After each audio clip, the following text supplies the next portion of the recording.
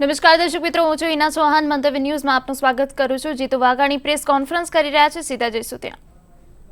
હું દેશના પરિપ્રેક્ષમાં વાત કરવા નથી માંગતો, માત્ર ગુજરાત રાજ્યની વાત કરું તો ન તો ઉમેદવાર સમયે જાહેર કરી શકી, ઉમેદવાર જાહેર કર્યા પછી એ ઉમેદવારોની સ્થિતિ મને એમ છે મારી કરતાં આપ સૌના ધ્યાનમાં છે કેવી સ્થિતિમાં ઉમેદવાર એ ચૂંટણી લડી રહ્યા છે. ભારતીય જનતા પાર્ટીનું આખું સંગઠન, કાર્યકર્તાઓ, ભારતીય જનતા પાર્ટીના શુભેચ્છકો, હું માનું છું કે કોંગ્રેસ કરતાં ભારતીય જનતા પાર્ટી પ્રચાર પ્રસારનું માધ્યમ હોય કે જનતા જનાર્દનનું સમર્થન મેળવવાનું હોય એમાં ખૂબ ઉપર રહ્યું છે, ખૂબ હાવી રહ્યું છે. કોંગ્રેસ એ કોઈ પણ રીતે ભારતીય જનતા પાર્ટીને કોઈ પણ સીટમાં પહોંચી વળી નથી. ગત લોકસભા, એની પહેલાંની લોકસભા, એના પ્રચાર પ્રસારની પદ્ધતિઓ અને અમારી પ્રચાર પ્રસારની પદ્ધતિઓ એ પણ આપ માપીને તમારી રીતે મૂલવણી કરી શકો એમ છો. મિત્રો, 23 વર્ષ પછી જે રાજ્યમાં ભારતીય જનતા પાર્ટીનું શાસન હોય, 23 વર્ષ, 27 વર્ષ સુધી સળંગ ભારતીય જનતા પાર્ટીને શાસન કરવા માટેનો આશીર્વાદ જનતા જનાર્દનને આપ્યા હોય એવું એકમાત્ર રાજ્ય આખા દેશમાં ગુજરાત બન્યું છે. હું આપને પણ કોઈને રુચિ હોય તો વિનંતી કરું છું કે એક રિસર્ચ અને અભ્યાસ કરવા જેવું સ્ટેટ એ ગુજરાત બન્યું છે. આટલા વર્ષથી સત્તામાં હોવા છતાં અમારી સેવા, અનુક્રમે નરેન્દ્રભાઈ અને હાલની વિજયભાઈના નેતૃત્વની સરકારના કામગીરીઓ, સંગઠન, એમનો વિચાર, પાયામાં નેશન ફર્સ્ટ, માં ભારતીનો ફોટો અમે સૌથી પહેલાં રાખીએ છીએ. આ ભાવ સાથે કોઈ પણ રાજ્યમાં ચૂંટણીઓમાં બંને બાજુ સરકારો હોય ત્યારે 23 વર્ષ પછી આ પ્રકારનો પ્રેમ, હું માનું છું કે જનતા જનાર્દનનો હું ખૂબ ખૂબ આભાર માનું છું, ઋણ સ્વીકાર કરું છું. 23 તારીખે એ મતમાં કન્વર્ટ ચોક્કસ થવાનો છે. એક અલગ પ્રકારની શાસન વ્યવસ્થા એ પણ આ રાજ્યમાં અને દેશમાં નરેન્દ્રભાઈ પ્રસ્થાપિત કરી છે. નરેન્દ્રભાઈ, આપણા નરેન્દ્રભાઈ, ગુજરાતના નરેન્દ્રભાઈ, પોતિકા નરેન્દ્રભાઈ, આવો ભાવ હું માનું છું કે રાજ્યની જનતામાં બરાબર રીતે, દેશમાં સલામતીની બાબત હોય, સમૃદ્ધિની બાબત હોય, તમામ જ્ઞાતિ જાતિ સર્વાંગી સમાજનો વિકાસ, આ માત્ર ધ્યેય સાથે નરેન્દ્રભાઈ 5 વર્ષમાં જનતા જનાર્દનના હૃદયમાં એક વિરાટ સ્વરૂપ સાથે સમગ્ર વિશ્વમાં ભારતનું સ્વાભિમાન અને ગૌરવ એ પ્રસ્થાપિત કરીને સાબિત કર્યું છે. ત્યારે આપણાપણાનો ભાવ એ ગુજરાતીમાં મને દેખાણો છે. એમની આંખમાં, એમના સેકન્ડમાં, એમની વાતચીતમાં એ મેં જોયું છે.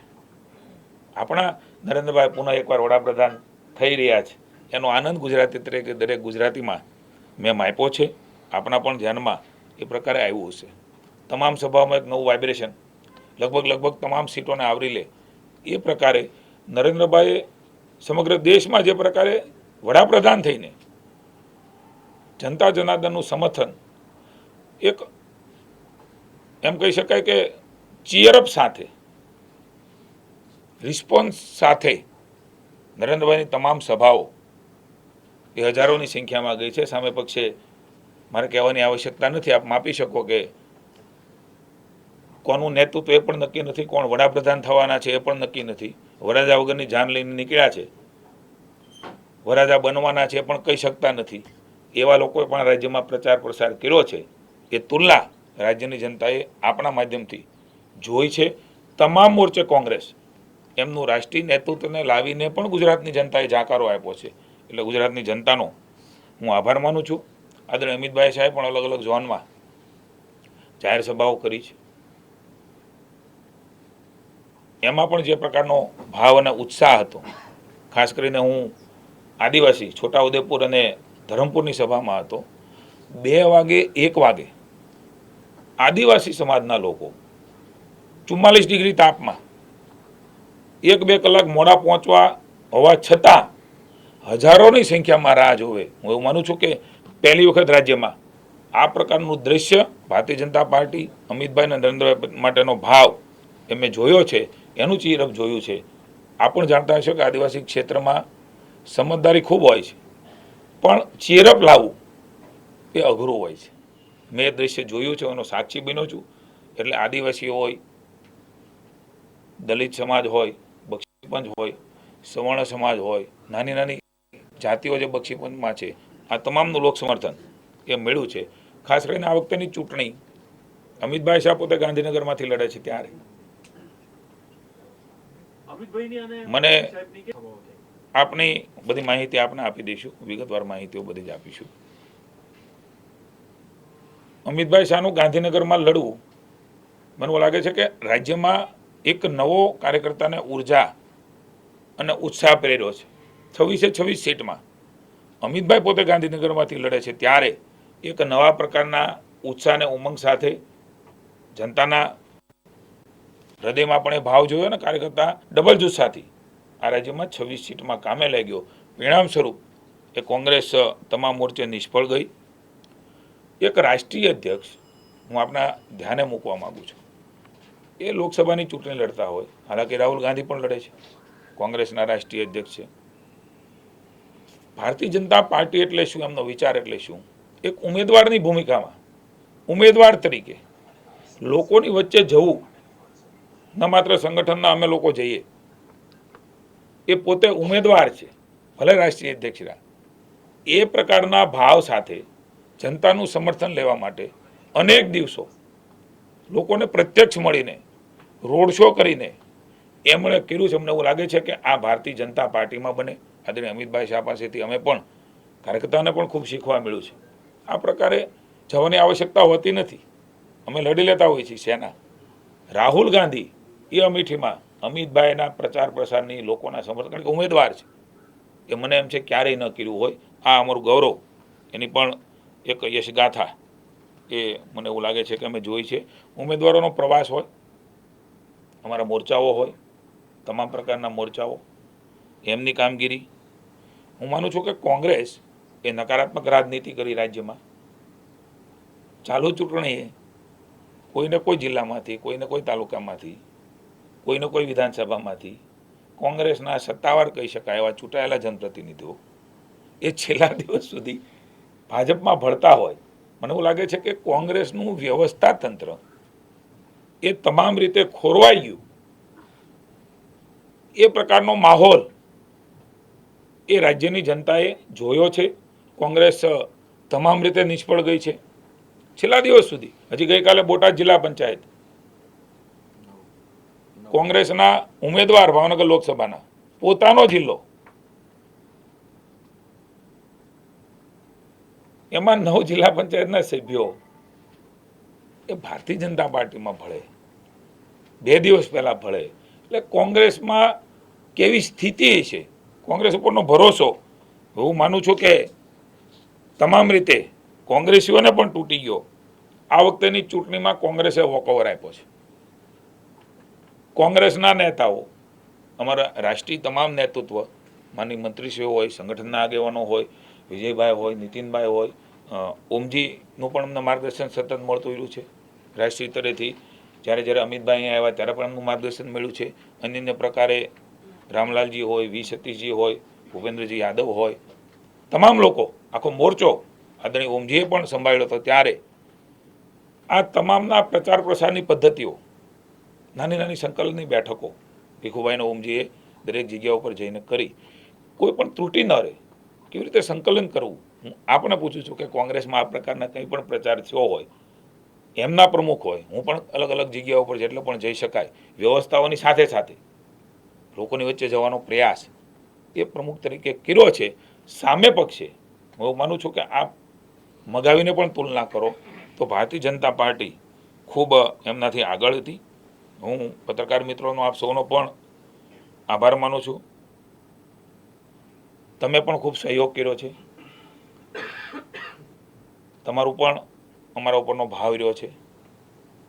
જનતાનો પણ ખાસ કરીને 23 વર્ષ પછી લોકોની વચ્ચે જઈએ ત્યારે આ પ્રકારનો પ્રેમ અને સ્નેહ હું માનું છું કે અમે ભાગશાળી છીએ, એક પ્રમુખ તરીકે, એક ભાજપના વડા તરીકે કે અમને આ પ્રકારનો આદર અને પ્રેમ અને સ્નેહ આખા રાજ્યમાં શાંતિથી ચૂંટણી યોજાઈ રહી છે. એટલે વ્યવસ્થા તંત્ર હોય, ઇલેક્શન કમિશન હોય, એમણે પણ એમની ચુસ્તદરસ્ત વ્યવસ્થાઓ સંપૂર્ણપણે કરી અને ફેર એન્ડ ચૂંટણીઓ લડાય એ પણ લોકશાહીમાં એટલું જ મહત્વનું છે. લોકશાહીનું પર્વ એમાં ખાસ કરીને દેશની ચૂંટણી છે ત્યારે બરાબર રીતે ઉજવાય એના માટે સામાજિક સંસ્થાઓ, સામાજિક આગેવાનો, કલાકારો, ઇવન ધ ચૂંટણી વ્યવસ્થા તંત્ર, અલગ અલગ ચૂંટણી અધિકારી હોય જિલ્લાઓના, એમાં અલગ અલગ પ્રકારના અનેક પ્રયોગો, વોટિંગ કેવી રીતે વધે એના માટેના કર્યા, એમાં તમારો પણ ખૂબ મોટો રોલ મીડિયા તરીકે અને પ્રિન્ટ મીડિયા તરીકે રહ્યો છે. હું હજી પણ વિનંતી કરું છું તમામ ગુજરાતની જનતાને, જ્યારે આપણે આપણો અધિકાર માગતા હોઈએ છીએ ત્યારે આપણી ફરજ મતદાન કરીને અવશ્ય આપણે નિભાવીએ.